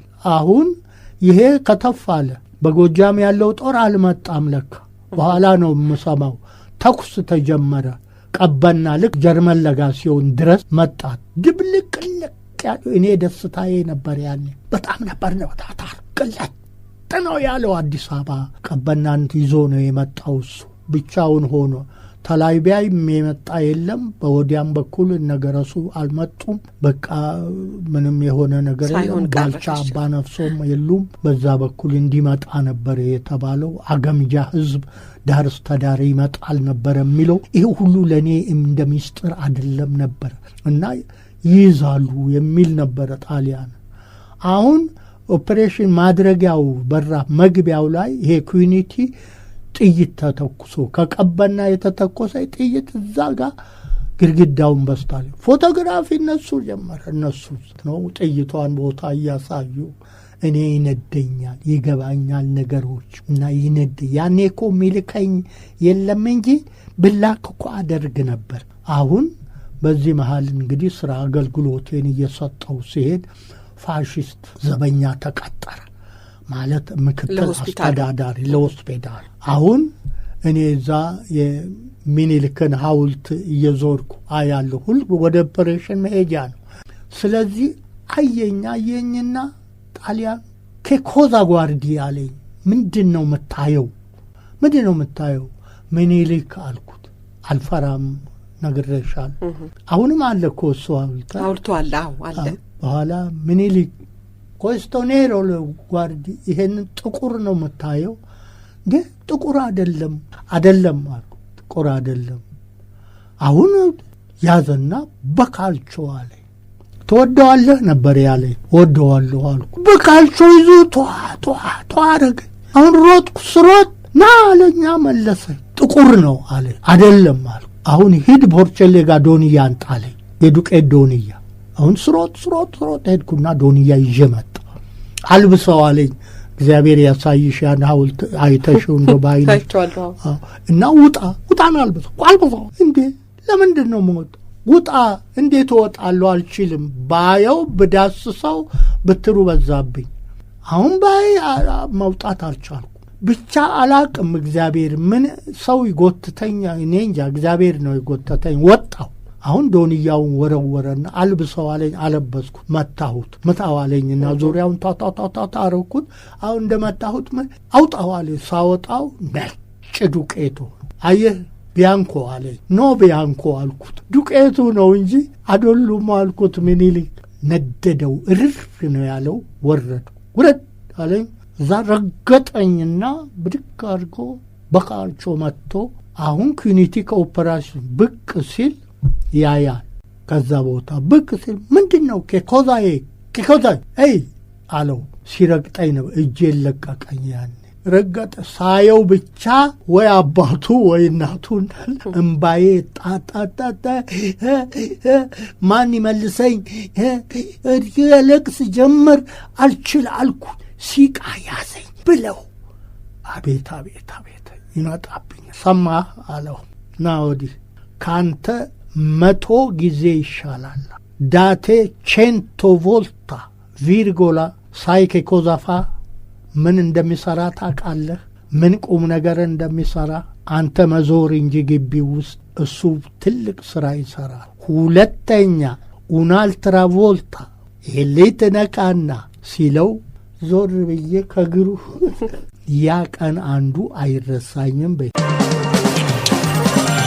ስም አይቀበርም። ከመልካም ሽቶ መልካም ስም ይበልጣል። እኔ ያሳለፍኩን ነገር ብዙ ነው። ጫማ ጠራጊ የሆንኩ፣ ቤት አሽከር ሆንኩ፣ ወልዋይ ሆንኩ፣ ተስፋ ቆረጥኩ። እናት የለኝ፣ አባት የለኝ። ተሽሎክሉኬ 4 ኪሎ ሄድና ስደርስ ለቅሶ ነው። ምንድን ነው? ሞተ አጎታችን፣ ወንድማችን አለቀ፣ እንደዚህ ሆነ፣ የኡጋዴ መኳንንት አለቀ፣ እንደዚህ ከሆነ፣ ባሌ እንደዚህ ሆኑ፣ መቱ ሆኑ፣ እናትህ ሞተች፣ አባትህ ሞተ። እንዴ እኔም ጠዋት ሄጄ ብቻ ለቅሶ ይዤ ነው የምመጣው። በሳምንቱ ብሄድም ሌላ ለቅሶ ተጀመረ። ሄድኩ። አክስቴ በቃ አንጎል ሆኑ። ወገባቸውን ሁሉ የሚያስሩት በአንድ ትልቅ ቀበቶ አይነት ነገር ሆነ የሚያስሩት መቀነት ማሰር ቀር የቤቱ ሰው ሁሉ ማልቀስ እኔ እነሱ ጋር በሄድኩ ቁጥር አልሄድም ሁለተኛ ብዬ በቃ ሐኪም ሆንኩ አሁን ያ ሰውዬ ሲሄድ ሌላ መጣ ዶክተር ብሪያኮ የሚባል ያ ዶክተር ብሪያኮ ደግሞ ወደደኝ የሚሆነው ነገር አጥ ለምን እቃውን ሳጥበው ስቀቅል ምን ስለምጅ ያለሁኝ ምንም ነገርን የሚያቀተህ የለም ጽዳቴን ምንን ሁሉ ያዛች ቦታ ያለ ነገር በጣም ነው መሰራው አሁን ይሄ ልጅ ጠብቁ ተባለ አመት ሆነ አመት ሲሆን ሚካኤል ግርግር መጣ ልክ የሚካኤል ብቻ አገር ተረበሽ የሚመጣው ሁሉ ሬሳ በካም በላንቻሮ የሚሉት መኪና አለ ዱካደላ ብሩሲ እዚህ ነው አድርስ ያሉን ይያለ ብቻ ካሚዮን ግማሹ ይሄ ተፈልጦ አንገቱ ሌላ ሆኖ ወይ እንድትዘምብሎ እጁ ተሰብሮ ማይነቃነቅ እግር እንደ ሬሳ የካቲት 12 ነው እንግዲህ አው ያንለት እንግዲህ እኔ እዛ እምሆነው አጣው አሁን ፖርቸሌ የለም ወይ መርፌ የሚወጋ የታለ ሁሉ በሕክምና ላይ ነው ተባለ ሁሉ ሕክምና ላይ ለምን ፈረንጆቹንም ያከምነው በያልበት መሮጠው አሁን ጥቁርን ማንም የሚያያት ያበሽ የለችም ወገን የለም የሚያዩ አሁን ፖርቸሌን ጥራ ተባለና የግምጃ ቤቱን አው ምንም ነገር የማያቀው ሰውዬ ዘበኛ የነበረውን አንድ ነጭ ልብስ አለበሱና እንዲሁ ጋሉት እንዲሁ እንዲቀዳና ብልቃጥ የሚመስል እንትን ሰጥተውታል እንዲሁ ጋና እንዲመጣጥ ምንም ያህል ይምጣ ግን ሰውየው ላይ ውጋው ያገላበጥክ ተባለ 10 ሬሳ 5 ሬሳ 7 ሬሳ ይመጣ ሬሳ ፍርግጥ ሲል ግን ያመርፈ ይወጋው ጀመር አሁን እኔ ዶክተር አይደለሁም ማለት ነው ሶኖሜካ ዶክተር እሱ ደግሞ ሌላ አይነት ሲቺሊያን አይነት የሚሏቸው ሶኒንቴ አይኑ ደግሞ እንዲህ አይነት ጠንጋራ ምንለው አለ እንደዛ ነው ወይ ዶክተር እንዴ አለ ገፋፍተው በግድ ወጋ አሁን 2 3 4 ከወጋ ማለት እየነቃ ሄደ እሱ ራሱ እየነቃ የነናረ ማን ይውት ሆነ በዛ ላይ የተኮለኮል ነው በሽተኞች በረንዳው ላይ ቁጭ ብለን ማልቀስ ነው ካራቢኔሪ የሚባል አንድ ደግሞ አለ እዚህ መሃል በራፉ ላይ የሚጠባበቅ አንድ 11 የሚሆኑ ግን ያ የካራቢኔሪ የሚባለው ሰውዬ አሁን የሚመጣውን ሰው ይሮጠ ወብሎ የሚሸሸው አው ፊት ለፊታችን አለ አንድ ቤት እዛች ቤት ጋር ይቆምና ፊት ለፊት ነው እንዴ አንድ 10 እርምጃ ከባቡር መንገዱ ቀጥሎ ያን ቦታ ከፈተና በሩን ግቡ ይላል ሲያይ ልጅ ውስጥ ነው አው ልጅ ይዛ የምትሄድ እርጉዝ ሲቃ ያዘው ሰው ሲያይ ግባ አይ ሊያቃጥላቸው ነው ያልነኛ እንጠብቃለን እንዲሁ ሲያገባ ብቻ ሰው ይመርጣል ግን የሚችለውን ሂዱ ባይያ ሩጥ ይላል ለካ ነፍስህን አድን ነው የሚለው ሩጥ ነው የሚለው እዛ ውስጥ ሲያገባ ጉድና ያለን እንዴት እንደሚቃጠል እያልን እስከ 4 ጠበቀ አሁን የኛን መብል ዳቦ የተባለ ነገር አንጡ እያለ ሚተኛ የለም ሁሉ እንዳለቀሰ ነው እዛ ያለ እነኛ ሴት አዳሪ ያልኩሽ ሁሉ ነገሮች እዛ አሉ ያ በሽተኛ ሌላም አለ ወታደርም አለ ደግሞ የነሱ ወታደር ኢትዮጵያዊ ከውጭ የመጡ የሊቢያ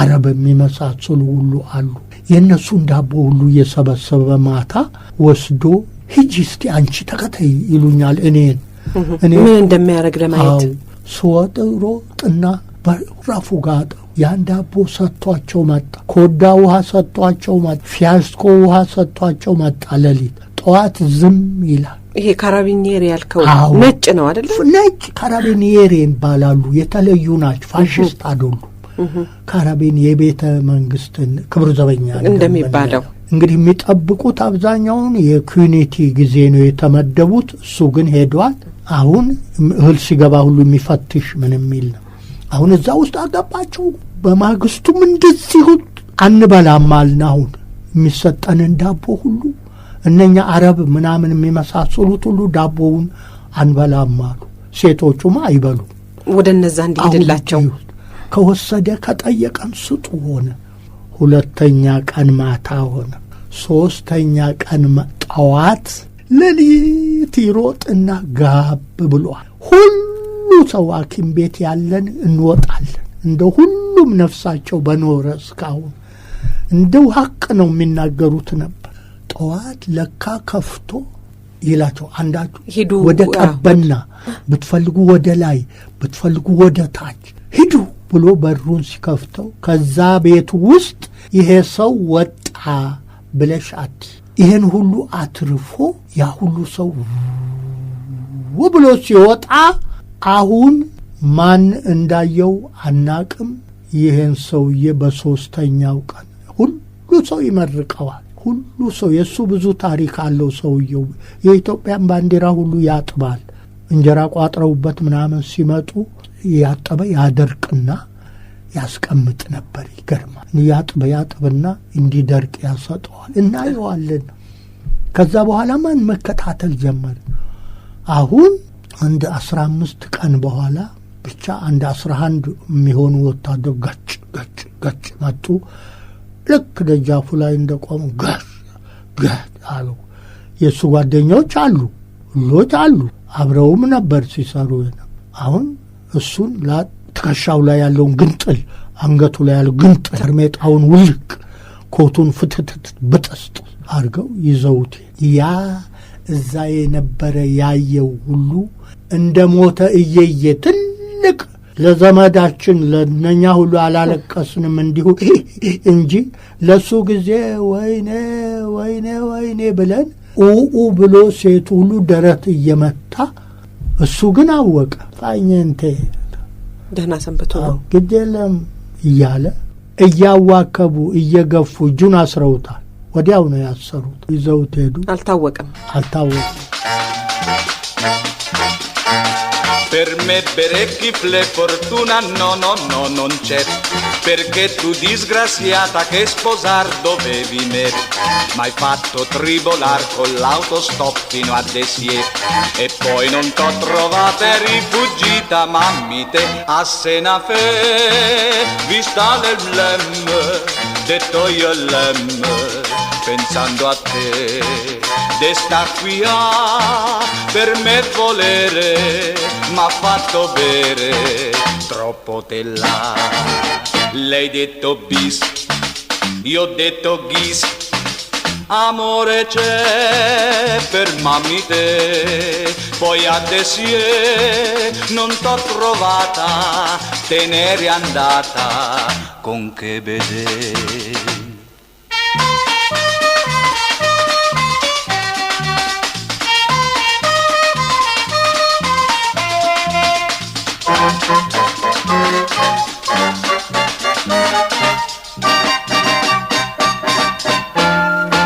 Senza di te son qui alla smara, che vita amara, oh mammi te, rimango qui senza capire perché partire, se detto esci.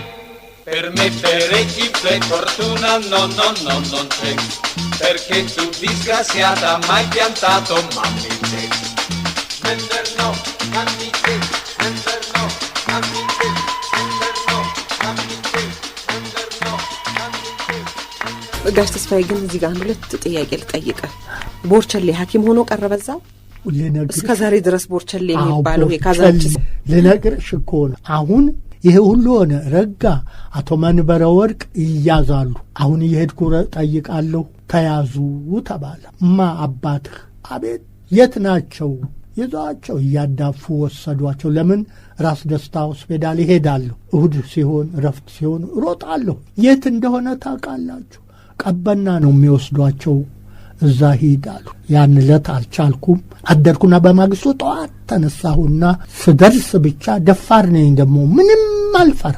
አሁን ምን ተፈልግ ብታላጋለ አለኝ ኮሎቮይ ኮሎይ ዳዶ ቬቬኑቱ ማን አንተ ከየት መጣ? እንደዚህ ነበር ያ አባቴ ታስሮ ነው አባቴ አልኩት። ሲያየኝ እንባዬ ይወርዳል። በጣም አዘነና ለምን ውሃ ይላሉ። አስጨንቀውታል። እሱንም ኮዳ ሰጠኝና አንዴ በካልቾ ብሎኝ ግባ።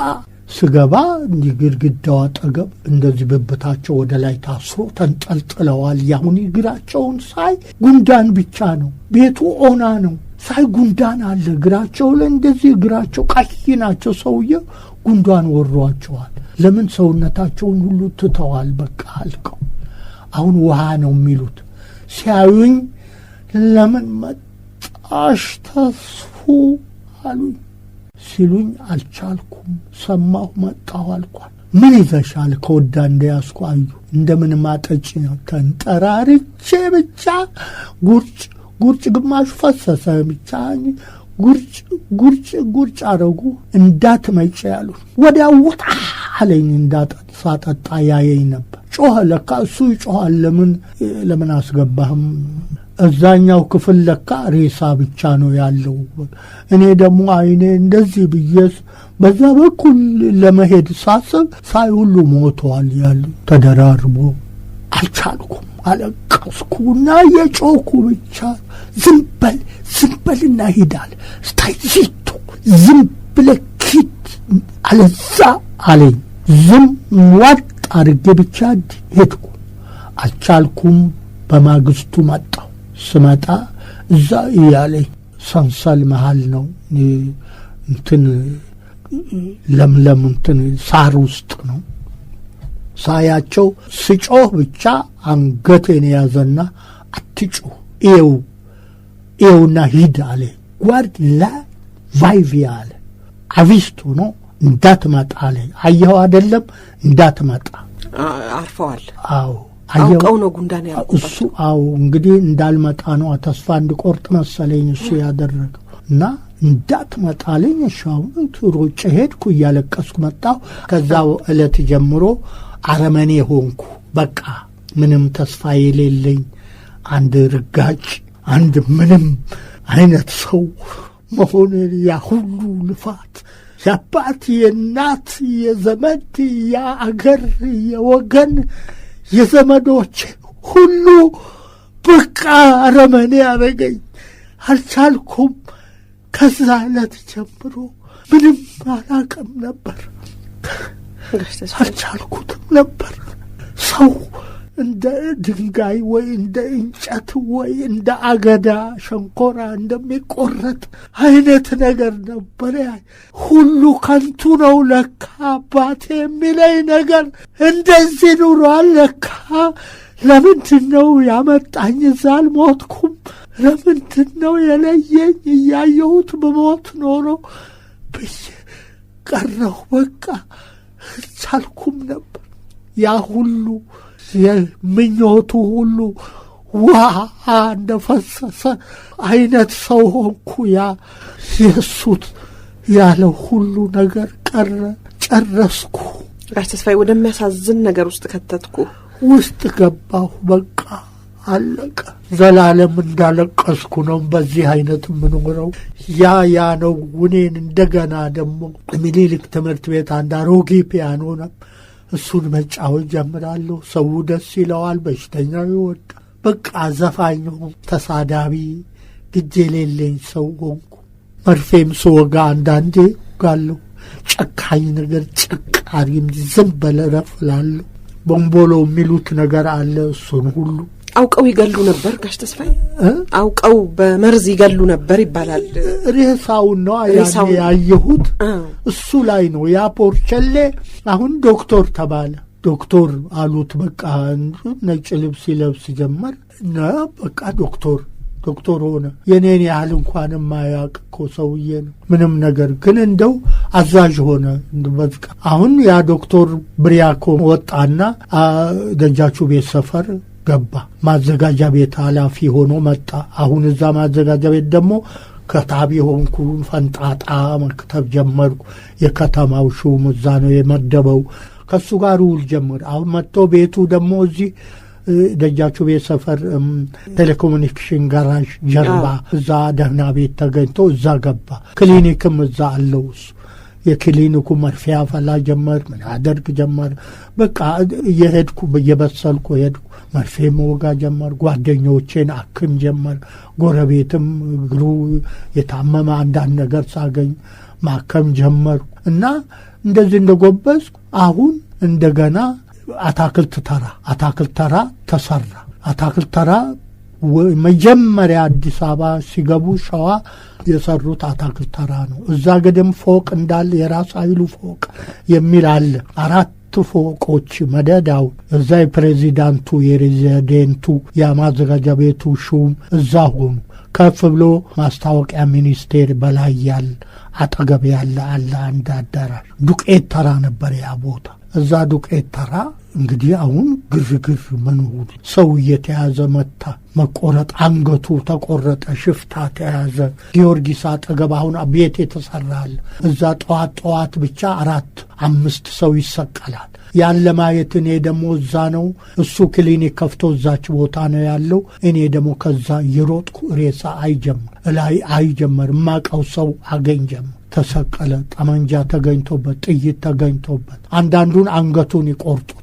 አንገቱን እንደዚህ ይዘው አርበኛ ጠጉሩ ትልልቅ የሆነ ሁሉ ጠጉሩ እንደዚህ ተይዞ ለሰው ያሳያል። ሰው እንደዛ እንዳይሆን በዚህ በኩል ቤት ይሰራል፣ በዚህ በኩል መንገድ ይሰራል፣ በዚህ በኩል ሰው ይገላሉ፣ በዛ በኩል ብቻ ውጥንቅጥ ነው። አሁን እሳቸውን ያዟቸው አቡነ ጴጥሮስ አቡን ግን የልደታ እንትን ናቸው። እዛ ተያዙ፣ መጡ። እስር ቤት ነበሩ። አሁን ዱቄት ተራ ህዝብ ሰብሰብ ተባለ።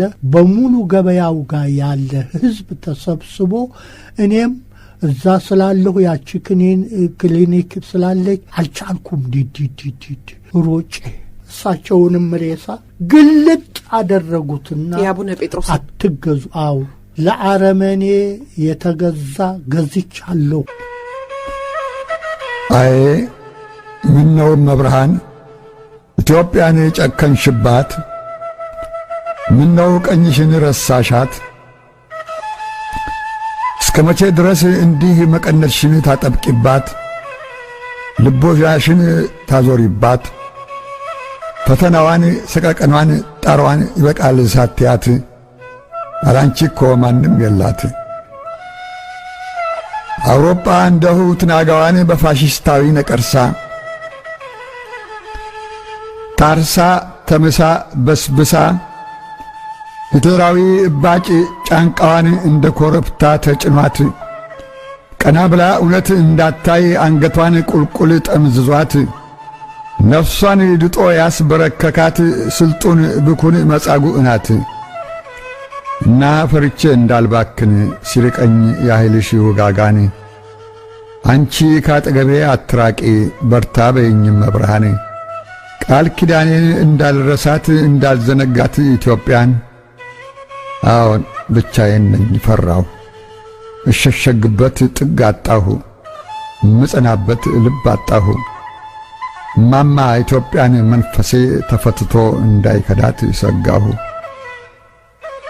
አዋጅ የምስራች ብዬ የትብት ምግቤን ገድፌ ከናቴ ማህፀን አልፌ በኢትዮጵያ ማህፀን አርፌ ካፈሯ አጥንቴን ቀፍፌ ደሜን ከደሟ አጠንፍፌ ከወዟ ወዟን ቀፍፌ በሕፃን እግሬ ድኬባት በሕልም አቅናፌ ከንፌ እረኝነቴን በሰብሏ በምድሯ ላባ አሳልፌ ከጫጩትና ከጥጃ ከግልገል ጋር ተቃቅፌ በጋው የእረኛ አደባባይ ክረምት እንደወዙ ፍሳሽ በገጠር የደመና ዳስ በገደል ሸለቆ አዳራሽ ከቆቅና ከሚዳቋ ከጅግራ ጠረን ስተሻሽ በወንዝ አፋፍ ሐረግ ዝላይ መወርወር መንጠልጠል ጢሎሽ ከፍልፈል ጋር ሩጫ ስገጥም ከቀበሮ ድብብቆሽ ከናዳ ጫፍ ሳር አጨዳ ለግት ላሜ ትንሽ ግጦሽ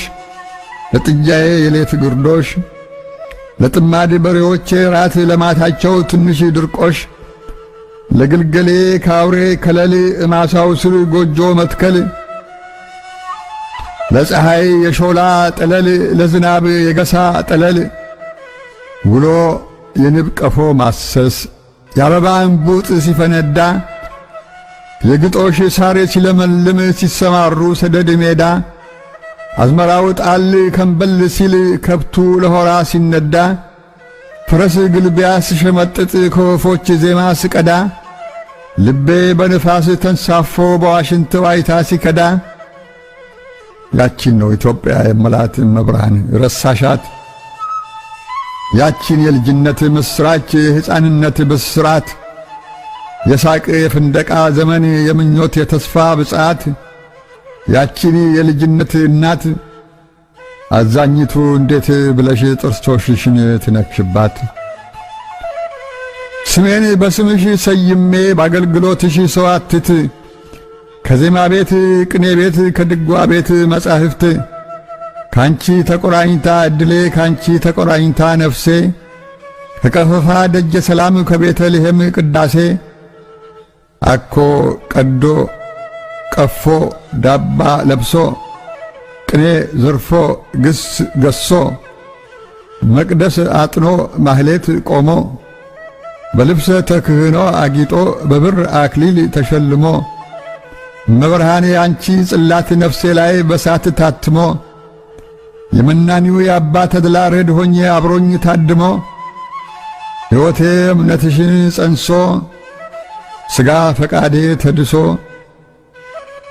ለሕንጻሽ መዲና ቆሞ ለክብርሽ ድባብ ምሰሶ ስሜን በስምሽ ሰይሜ ሆነሽኝ የእምነቴ ፋኖስ ለዋዜማሽ ግሸን ማርያም ለክብርሽ ደብረ ሊባኖስ ስሮጥ በወንበሩ አኖርሽኝ በአንበሳው በቅዱስ ማርቆስ ታዲያን ዛሬ ኢትዮጵያ ስትወድቅ ከምትሰጭኝ ለፍርሃት ጦስ ምነው በረኝነት ዕድሜ ዓይኔን በጓጎጣት የሎስ የጋኔል ጥምብ አንሳ ከንፎ ወርዶ በጨለማ በርኖስ ባክሽ መብርሃን ይብቃሽ ባክሽ ምስለ ፍቁር ወልዳ ጽናት ስጭኝ እንድካፈል የእናቴን ኢትዮጵያን ፍዳ ከነከሳት መርዝ እንድቀምስ ከነደደችበት እቶን የእሷን ሞት እኔ እንድሞታት ገላዋ ገላዬ እንዲሆን አዎን ብቻዬን ነኝ ፈራሁ እመጸናበት ልብ አጣሁ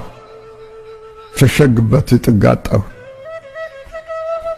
ሕፃን ሆኜ የርግብ ጫጩት አንዳንዴ ራብ ሲያዳክማት ችጋሪ ከጎጆዋ ገፍቶ እዛፉ ግርጌ ሲጥላት እናቷ በራ ደርሳላት ባክናፏ ሙቀት ታቅፋት እፍ እያለች ግንባራዋ ላይ ሕይወት ስትነፍስባት ወዲያው ነፍስ ትዘራለች ሽር ብር ትር እያለች ባክሽ አንቺም አትራቂብኝ መብርሃን እናቴ ትንፋሽሽን እፍ በይብኝ ጽናትሽን እፍ በይብኝ ወይም ይችን የሞት ጽዋ ጥላዋ ነፍሴን ካፈናት እንዳልጠጣት አሳልፊያት መራራ ክንፏን ገንጥለሽ ቀጠሮ ቃሏን ግደፊያት አለዚያም ጽናትሽን ስጭኝ ልጠጣው ኪዳነ ውሉን የኔ ፈቃድ እምነትሽ ነው ያንቺ ፈቃድ ብቻ ይሆን እንደ ጳውሎስ እንድጸና በፍርሃት እንዳልታሰር በውስጤ ከሚታገለኝ በሥጋ አውሬ እንዳልታወር ለየለቱ ሞት እንዳልሰንፍ የኪዳኔ ቃል እንዳይነጥፍ ቃልሽ በህሊናዬ ዲብ ኃይልሽ በሕዋሴ ይረፍ ፍርሃት ቢያረብብብኝም አንቺ ካልሽኝ አልሰጋም ኩርትም ብዬ የችልበት ይሸሸግበት አይጠፋም የግማደ መስቀሌን ጉጥ እታገስበት አላጣም አለዚያም ብቻዬን ነኝ ኢትዮጵያም ያላንቺ የላት አንቺ አጽኚኝ እንድጸናላት አስርጪብኝ የእምነት ቀንጃ ለስጋቴ አጣማጅ አቻ ለጭንቀቴ መቀነቻ አዎን ብቻዬን ነኝ ፈራሁ ሸሸግበት ጥግ አጣሁ እመጸናበት ልብ አጣሁ 1961 ቀበና ምንም ቲያትር አልፎኝ አያውቅም ሰርቻለሁ ደስ ብሎኝ ነው የምሰራቸው ምንም አንዲት ቅንጣት አላስቀረሁም ቴሌቪዥንም ስሰራ አንድ ነገር አልደበኩም። ደስ ብሎኝ ነው። ለምን ከህዝብ መልሱን አግኝቻል። ፊቱን አስከፍቶ የሚነግረኝ የለም። ሁሉ ሮጦ መጥቶ ንቅ አድርጎ ድንገት ሳላቆ ደነግጣለሁ። ነው ንቅ አድርጎ አባባ ረሱኝ፣ እንደዚህ እኮ ብለው እንደዚህ ብለውኝ እንዲህ ብለውኝ እንዲህ ያወሩኝ ነው እኮ ወዶታለሁ እኮ አባባ። አለቅሶም አለ የሚያለቅስ አለ። ይሄ በቂ ነው። አባባ ተስፋዬ በትዳር ሕይወታቸው ለ48 ዓመታት አብረዋቸው ከኖሩት ከባለቤታቸው ደብሪቱ አይታገድ ጋር 2 ልጆችን አፍርተዋል። የበኩር ልጃቸው ከአባባ ቀድሞ አርፏል። ይሁንና አባባ ተስፋዬ 5 የልጅ ልጆችንም አይተዋል። አባባ ተስፋዬ ሐምሌ 24 ቀን 2009 ዓ.ም በመኖሪያ ቤታቸው በተወለዱ በ93 ዓመታቸው ከዚህች ዓለም ደህና ሁኑ ብለው ሄደዋል። ደህና ሁኑ ልጆች፣ ደህና ሁኑ የዛሬ አበባዎች፣ የነገ ፍሬዎች፣ ደህና ሁኑ ልጆች።